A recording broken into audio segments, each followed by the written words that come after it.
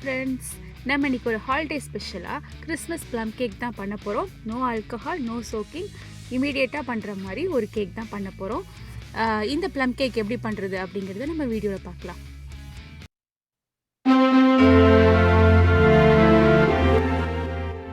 அதுக்கு இன்றைக்கி நான் 1/4 கப் ப்ரௌன் சுகர் எடுத்திருக்கேன். இதுக்கு பதிலாக நீங்கள் ஒயிட் சுகர் கூட யூஸ் பண்ணிக்கலாம். ஏன்னா நம்ம கேரமலைஸ் தான் பண்ண போகிறோம். கேரமலைஸ் எதுக்காக அப்படின்னா நம்மளுக்கு அந்த ப்ரௌன் கலர் கொடுக்கறதுக்காகவும் லைட்டாக அந்த கசப்பு தன்மை எப்பயுமே வந்து ப்ளம் கேக்கில் இருக்கும். அதுக்காக தான் நம்ம கேரமலைஸ் பண்ண போகிறோம். ஸோ நம்ம வந்து ஜஸ்ட் இந்த வாட்டர் ஆட் பண்ணாமல் இது போல் சுகர் கேரமலைஸ் ஆகிற வரைக்கும் வெயிட் பண்ணலாம். இது போல் கேரமலைஸ் ஆனதுக்கப்புறமா கொஞ்சமாக ஹாட் வாட்டர் ஊற்றி ஸ்லோவாக அதை கலக்கி விடலாம். கலக்கி விட்டு அதை கொதிக்க விடலாம்.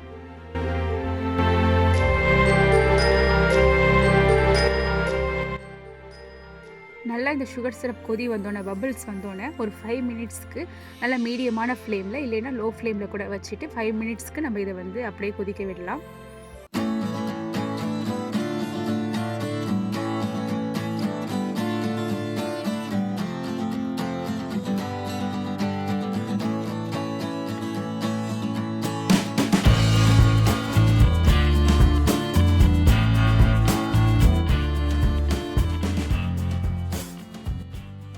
சுகர் சிரப் ரெடி ஆகிட்டுருக்கு. அதே டயத்தில் நம்ம வந்து ட்ரை ஃப்ரூட்ஸ்லாம் எடுத்து வச்சிடலாம். நான் இன்றைக்கி இந்த பேக் தான் யூஸ் பண்ணுறேன். நீங்கள் வந்து நார்மல் காஞ்ச திராட்சை, டியூட்டி ஃப்ரூட்டியும் நான் எடுத்திருக்கேன். ஸோ டியூட்டி ஃப்ரூட்டி, காஞ்ச திராட்சை அண்ட் உங்கள்கிட்ட என்ன நட்ஸ் இருக்கோ, என்ன ட்ரை ஃப்ரூட்ஸ் இருக்கோ நீங்கள் அதை யூஸ் பண்ணிக்கலாம். இதுதான் அப்படின்னு எதுவும் கிடையாது. ஸோ நீங்கள் எந்த ஃப்ரூட்ஸ் வேணாலும் நீங்கள் யூஸ் பண்ணிக்கலாம். Dry fruits and nuts use பண்ணிக்கோங்க. நான் 1 கப் மெஷர்மெண்ட் அளவுக்கு எடுத்திருக்கேன். 1/2 kg கேக்குக்கு 1 கப் ட்ரை ஃப்ரூட்ஸ் வந்து கரெக்டாக இருக்கும்.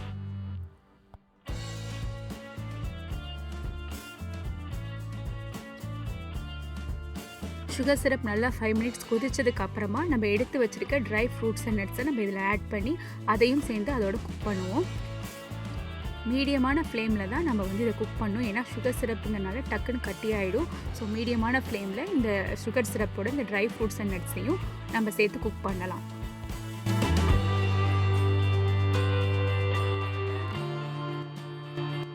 நான் எடுத்த பேக்கெட்டில் வந்து கேஷ்யூஸ் இல்லை. ஸோ நான் கொஞ்சம் கேஷ்யூஸும் என்கிட்ட ஆல்மண்ட் ஸ்லைசஸ் இருந்துச்சு, அதையும் ஆட் பண்ணிக்கிறேன்.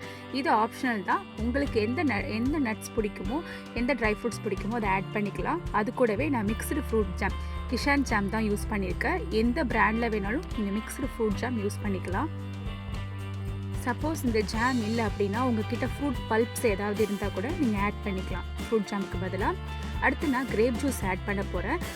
நான் இதில் வந்து ஒரு 1/2 கப் அளவுக்கு கிரேப் ஜூஸ் ஆட் பண்ண போகிறேன். இன்கேஸ் கிரேப் ஜூஸ் இல்லை அப்படின்னா நீங்கள் ஆரஞ்ச் ஜூஸ் கூட இதுக்கு பதிலாக யூஸ் பண்ணிக்கலாம். ஃப்ரெஷ் ஆரஞ்சை ஸ்க்வீஸ் பண்ணி கூட நீங்கள் அந்த ஜூஸை யூஸ் பண்ணிக்கலாம்.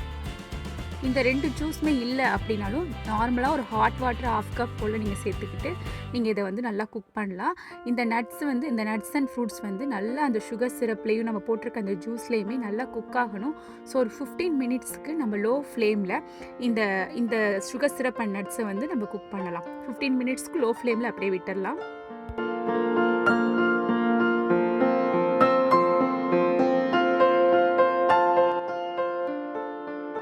சுகர் சிரப் ரெடி ஆகிட்டுருக்கு. அதுக்கு இடையிலேயே நம்ம கொஞ்சமாக ட்ரை ஃப்ரூட்ஸ் அண்ட் நட்ஸ், அதாவது டியூட்டி ஃப்ரூட்டியும் அந்த ட்ரை ஃப்ரூட்ஸ் அண்ட் நட்ஸ் இருக்கு இல்லையா, அதையும் நம்ம வந்து லைட்டாக ஆல் பர்பஸ் ஃப்ளார் மைதான்னு சொல்லுவோம் இல்லையா, அதை வந்து கொஞ்சமாக போட்டு டஸ்ட் பண்ணிக்கலாம்.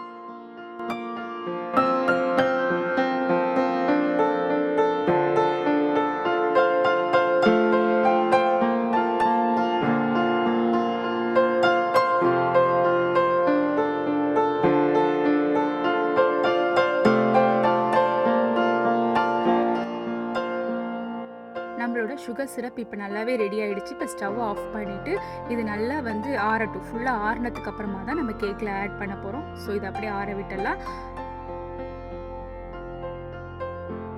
அந்த ட்ரை ஃப்ரூட் சிரப் ஆறிட்டு இருக்கட்டும். இப்போ நம்ம வந்து ட்ரை இன்க்ரீடியன்ட்ஸ் வந்து ரெடி பண்ணிடலாம். ஃபஸ்ட்டு நான் அதில் வந்து 1/2 kg கேக்குக்கு 1 கப் மைதா எடுத்திருக்கேன். ஆல் பர்பஸ் ஃப்ளார் 1 கப் எடுத்திருக்கேன்.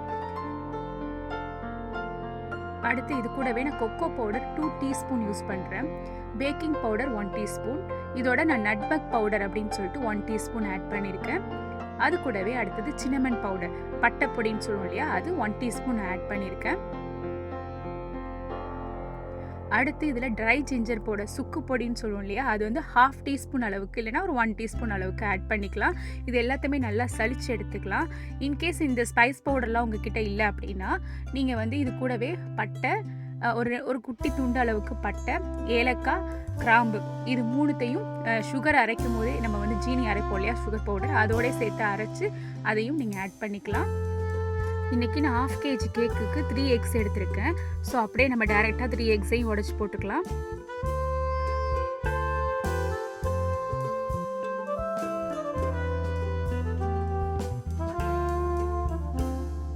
ஒயர் விஸ்க் வச்சு நம்ம அந்த எக்கை நல்லா பீட் பண்ணிக்கலாம் ஃபஸ்ட்டு.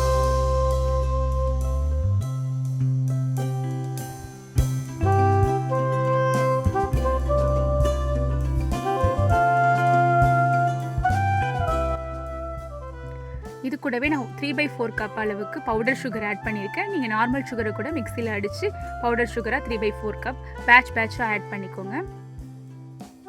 அடுத்து இது கூடவே நான் unsalted பட்டர் 2 டேபிள் ஸ்பூன், இந்த அளவுக்கு ஒரு 2 டேபிள் ஸ்பூன் அளவுக்கு ரூம் டெம்பரேச்சரில் முன்னாடியே எடுத்து வச்சிடணும் பட்டரை. அந்த மாதிரி இருந்துச்சுன்னா தான் நம்மளுக்கு கேக் கூட மிக்ஸ் ஆகும்போது ஈஸியாக இருக்கும். ஸோ 2 டேபிள் ஸ்பூன் அளவுக்கு unsalted பட்டர் ஆட் பண்ணிக்கோங்க. பட்டரும் எக்கும் நல்லா மிக்ஸ் ஆனதுக்கு அப்புறமா இப்போ நம்ம எடுத்து வச்சிருக்க ட்ரை இன்க்ரீடியன்ட்ஸ் இருக்கு இல்லையா, அதை ஆட் பண்ணிக்கலாம். பட் அதுக்கு முன்னாடி நான் வந்து ஏலக்காய் பொடி நான் ஆட் பண்ண மறந்துட்டேன். ஸோ இந்த ஸ்டேஜில் நான் ஏலக்காய் பொடி அந்த ட்ரை இன்க்ரீடியன்ட்ஸோட ஒரு 1 டீஸ்பூன் அளவுக்கு ஆட் பண்ணிக்கலாம். அதையும் இந்த ட்ரை இன்க்ரீடியன்ட்ஸையும் கொஞ்சம் கொஞ்சமாக பேட்சாக நம்ம வந்து அந்த எக்கோடு சேர்த்து பீட் பண்ணி பேட்டர் ரெடி பண்ணிக்கலாம்.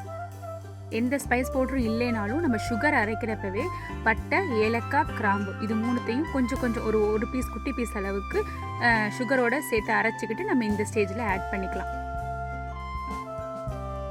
இப்போ இந்த ஸ்டேஜில் நான் வந்து எசன்ஸ் ஆட் பண்ணிக்கிறேன். Vanilla essence 1 teaspoon, pineapple essence 1 teaspoon add பண்ணியிருக்கேன். உங்ககிட்ட இது இல்லாமல் கிரேப் ஃப்ரூட் எசன்ஸ் இருந்துச்சுன்னா அதுவும் ஆட் பண்ணிக்கலாம். மில்க் எசன்ஸ் இருந்தால் கூட ஆட் பண்ணிக்கலாம், அதுவும் நல்லாயிருக்கும்.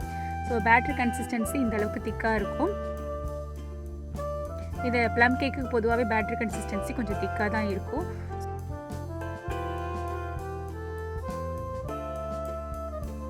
நெக்ஸ்ட் நம்ம ப்ரிப்பேர் பண்ணி வச்சுருக்க அந்த ட்ரை ஃப்ரூட் சிரப்பை ஆட் பண்ணிக்கலாம்.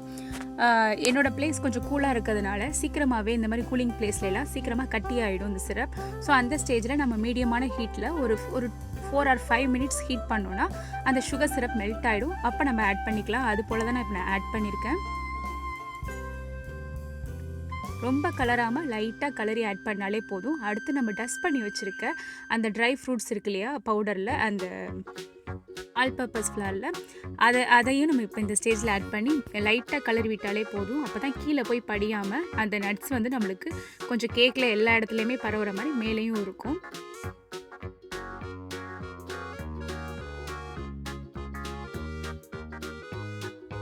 ஆல்ரெடி நான் வந்து கேக் டின் ரெடி பண்ணி வச்சுருக்கேன், பட்டர் பேப்பர் வந்து போட்டு. ஸோ இது வந்து 6 inch cake pan, 1/2 kg cake பண்ணலாம்.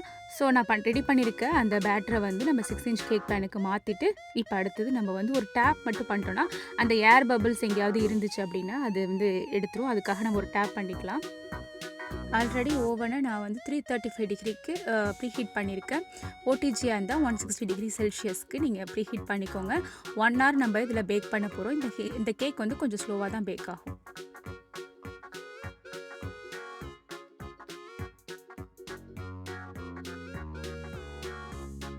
நம்மளோட கேக் இப்போ ரெடி ஆகிடுச்சு. ஸோ இது கம்ப்ளீட்டாக கூல் ஆகட்டும். அதனால் ஒரு ட்ரை டவல் வச்சு நம்ம இதை கவர் பண்ணிக்கலாம். அப்போ தான் மேலே வந்து ட்ரை ஆகாமல் இருக்கும். நம்மளோட கேக் கம்ப்ளீட்டாக ஆறிடுச்சு. ஸோ இப்போ நம்ம அந்த கார்னர்லாம் எடுத்து விட்டுட்டு கேக் டின்லேருந்து கேக் எடுத்துடலாம். கேக் எடுக்கிறதுக்கு முன்னாடி எப்பயுமே கேக் வந்து கம்ப்ளீட்டாக கூல் டவுன் ஆகிருக்கணும். அப்போ தான் நம்மளுக்கு அந்த டின்லாம் ஒட்டாமல் நம்மளுக்கு கேக் வரும். இதோட டீட்டெயில்டு மெஷர்மெண்ட்ஸையும் ரிட்டன் ரெசிபீஸை என்னோட டிஸ்கிரிப்ஷனில் கொடுத்துருக்கேன். மறக்காமல் செக் பண்ணிக்கோங்க. நம்மளோட சூப்பரான ப்ளம் கேக் ரெடி ஆகிடுச்சு. நீங்களும் இது போல கேக் பண்ணி உங்களோட கிறிஸ்மஸ் அண்ட் ஹாலிடே சீசனை என்ஜாய் பண்ணுங்கள். உங்களுக்கு இந்த வீடியோ பிடிச்சிருந்தா இந்த வீடியோக்கு ஒரு லைக் கொடுங்க. இது வரைக்கும் நம்ம சேனலை நீங்கள் சப்ஸ்கிரைப் பண்ணலைன்னா கீழே இருக்க சப்ஸ்கிரைப் பட்டனையும் பக்கத்தில் இருக்க பெல் ஐக்கானையும் மறக்காமல் ப்ரெஸ் பண்ணிக்கோங்க. சுவையான உணவை சுலபமாக செய்ய நம்ம சேனலை தொடர்ந்து பாருங்கள்.